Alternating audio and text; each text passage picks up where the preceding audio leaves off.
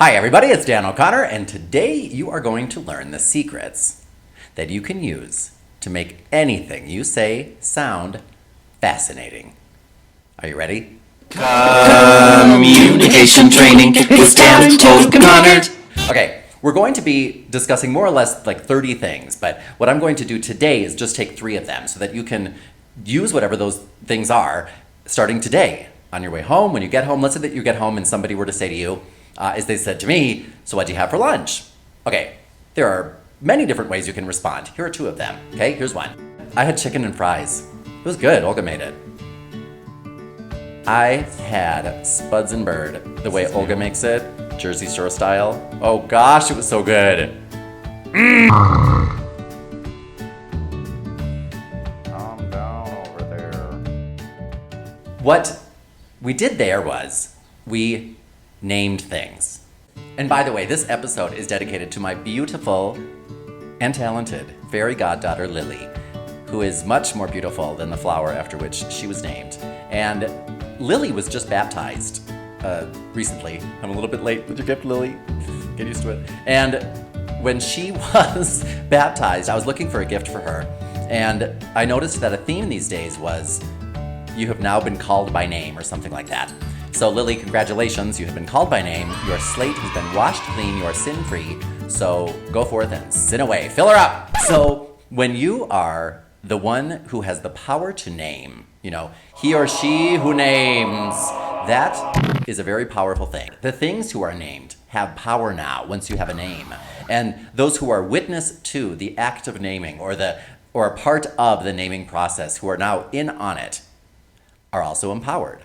If you ever watched that show Seinfeld, the best show ever, one of the things that they did to make it the most successful sitcom in the history of the United States was they named things all the time. And they would say things, like, "She's a virgin. He's a low talker. You double dipped a chip." And when you witness something, when you're part of the naming process, you feel a connection. Everybody these days is looking for a connection. We all crave the personal emotional connection more than ever, but we feel more isolated than ever before because of all the technology that actually isolates us rather than connects us.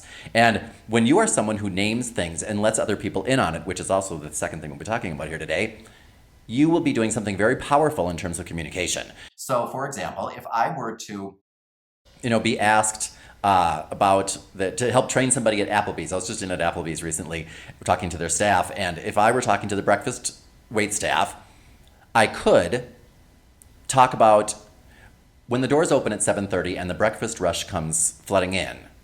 Or I could say, when the doors open at 7:30 and the Pop-Tart platoon comes on in.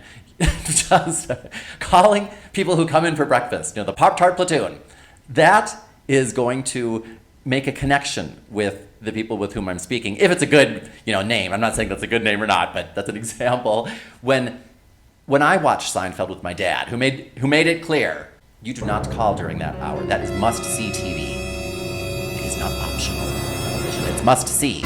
He was really into that show. And one of the things that really attracted him was he was part of the crowd. Seinfeld had a great way of taking their viewers and making them feel as though we were in on it. We were in on the gag. We were part of it. We were special. And one of the things that they did was named things. Like my mother entered into the convent. My mother actually went to the convent and they kicked her out because they thought she was too rambunctious and possibly gay. And they were right about one of them. When she was waiting to get her nun name, she might have been called something like, Sister Harry Paul. That would not have been her name going in. That would have been her secret society name.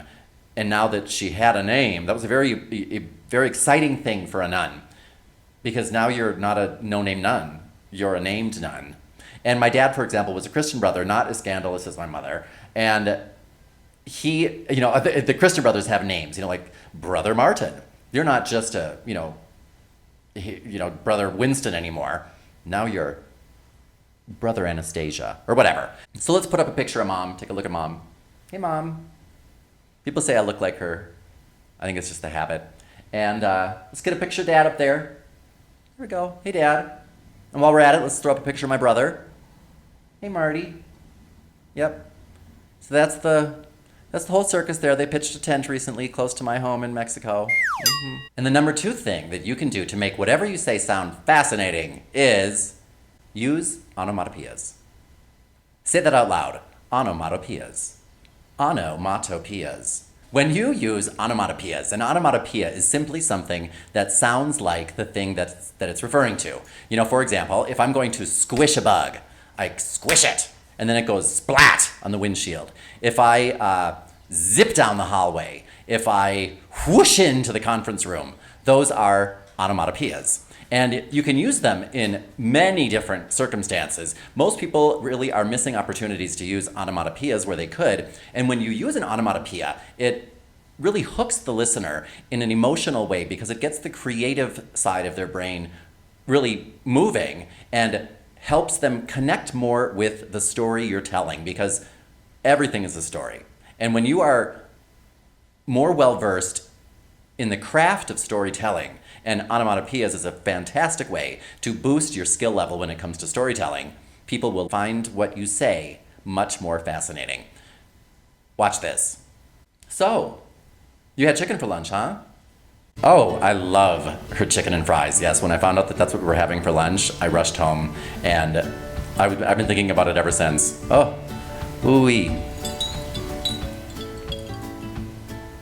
Oh, as soon as I found out that we were having fried chicken, I zipped home as quickly as I could to gobble that sucker down. And I have been drooling about it all afternoon, thinking about the leftovers. In fact, I can't wait to skedaddle and get on home and eat the leftovers as I watch Judge Judy. Oh my gosh. Is this a permanent? Do you ever watch Judge Judy? She whacks you over the head with justice. I just had to throw it in other.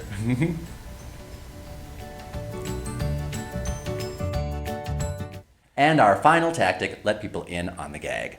Anytime you have the opportunity to really say to somebody, you almost come right out and say it. You and I are together, right?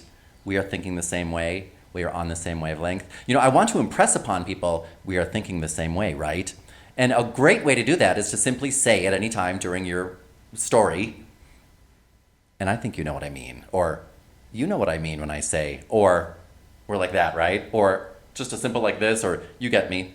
I mean, if I say to somebody, oh, who made it? Olga made it. She's really good. Or I could say, none other than Olga. And I think you know what I mean when I say the mistress. Why is everybody listening to him? Wait a minute. I'm telling you, there is no one who can out-crunch her. She's a mistress. Mistress. So there you go. See? I could either say, hi everybody, this is Dan O'Connor with Dan O'Connor Training, and help me keep these lessons free. If you could click that subscribe button below, then you will get these tactics delivered right to your inbox at least once a week so that you too can improve your communication skills and be a savvy communicator just as Olga is a savvy cook. So thank you all from everyone here at Dan O'Connor Training. This is Dan O'Connor bringing you your private service announcement. It's time to put it all together. Hi everybody, this is Dan O'Connor with a private service announcement from Dan O'Connor Training. Here in the land of YouTube, we thrive not on currency, for we subsist on subscriptions. So be not a freeloader. Hustle on over to that subscribe button and whack it good. You're calling them freeloaders? If you do that, I shall pluck out the finest of all communication tactics from the communication sphere and plunk them into your inbox at least once a week. And I think you know what I mean. Where am I going? You'll know how good it feels to be a mistress or a master of your domain, just like Olga is with her Spuds and Bird. So, don't wait, zip on over, skedaddle, push that subscribe button, and I'll see you on the inside. This has been a private service announcement. Oh my God.